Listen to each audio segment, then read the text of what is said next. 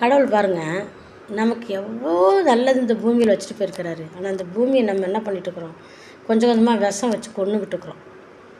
பாருங்கள், ஒரு ஒரு இலை இருக்குது, அந்த இலையை எடுத்து நல்லா அரைச்சி நம்ம முட்டிக்காலில் இதில் தேய்ச்சோம்னா உடஞ்ச எலும்பு ஒன்று சேர்ந்துருமாமா.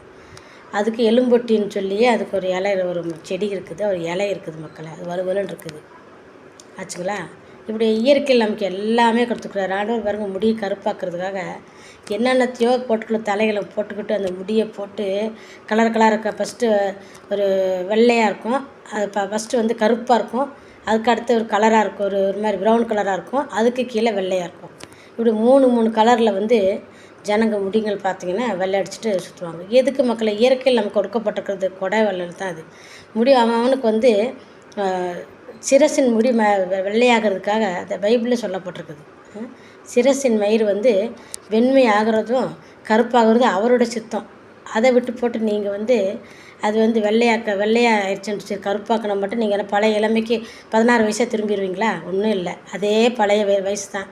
அது 66, அது 70 வயசு தான், 80 வயசு தான். அநியாயத்துக்கு 70 வயசு 80 வயசுக்காரங்களாம் முடிகளை கருப்பாக்கிட்டு மூஞ்சிகளை பார்த்தா பார்க்க சகிக்க மாட்டேன், அசிங்கமாக இருக்குது. எதுக்கு மக்களை உங்களுக்கு கொடுத்து அந்த கலர், நீங்கள் எதுக்கு உங்களுக்கு கொடுத்து அந்த கூந்தலின் அழகை நீங்கள் கெடுத்துக்கிறீங்க, கண்டதையும் போனதையும் போட்டு?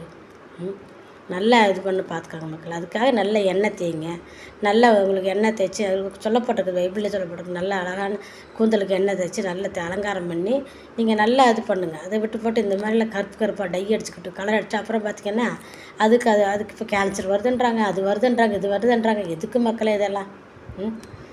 தயவுசெய்து இதெல்லாம் விட்டு இயற்கையை விட்டுருங்க. இயற்கை என்ன பண்ணுதோ அது பண்ணட்டும்.